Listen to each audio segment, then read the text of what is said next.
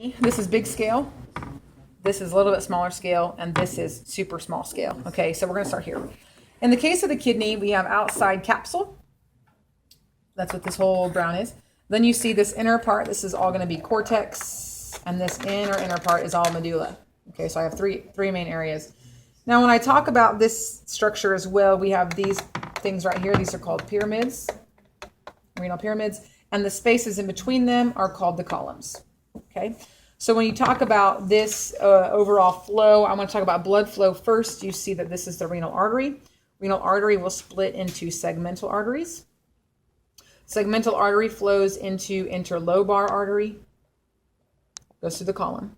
Interlobar artery becomes arcuate artery at the top.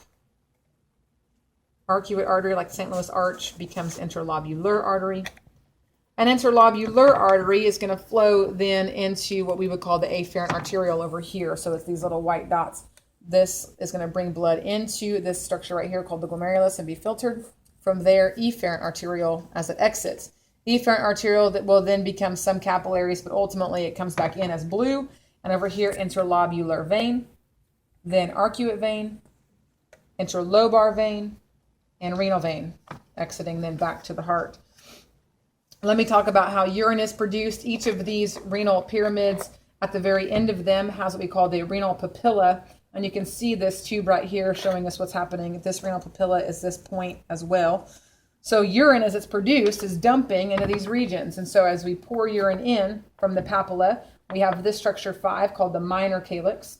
Every minor calyx will merge to form a major calyx. That's 2 or more of the single tubes. So this is a major calyx, which flows then into renal pelvis. Here in 4, this is all renal pelvis flowing into the ureter. From the ureter, it flows to bladder, then to urethra out of the body. Okay, now let's talk about the nephron. That's what's being shown here.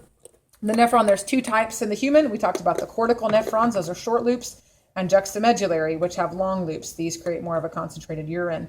These are called renal corpuscles. The renal corpuscle is this, where you're seeing Bowman's capsule plus glomerulus. Both of those 2 things encompass what we would call the renal corpuscle. So as blood is filtered through here, it creates a filtrate or a urine that flows through this nephron now.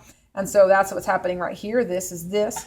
So the yellow here is showing you filtrate. So this first tube is the proximal convoluted tubule. That means it's closest to, it's kind of folded on itself, the PCT.